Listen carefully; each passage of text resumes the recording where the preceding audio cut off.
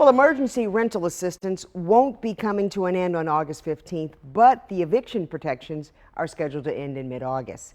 The State House Environment and Transportation Committee met this morning to discuss how quickly state and local governments are distributing rental assistance. We're putting all of this in focus for you tonight.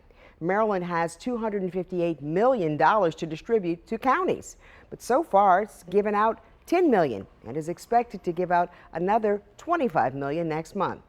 For an even deeper dive, we turn to WMER2 News' Kendall Green. Tenants behind on rent, beware, or better yet, be aware of where, how, and when to apply for emergency rental assistance, as the eviction moratorium is set to end in mid-August. Affirmative defenses that a tenant could raise in court to an eviction proceeding. They could say that, well, because of COVID, they've lost their job or other income and haven't been able to pay their rent. That defense will no longer be available beginning August 15th. And state officials say if you are in need of assistance, to start applying now. All 24 jurisdictions in Maryland are open and receiving applications and processing them.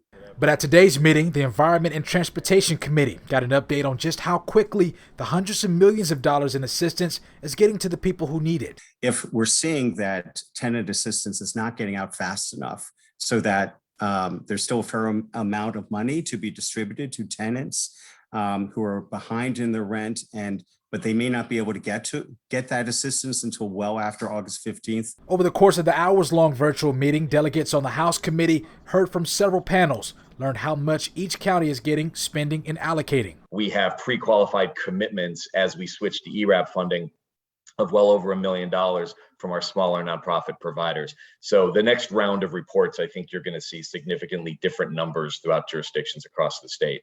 And the numbers are important because the Treasury could take back money if less than 65% has been allocated statewide by its September deadline. I think something we're going to get into throughout the requirement of 65% in September is an obligation commitment.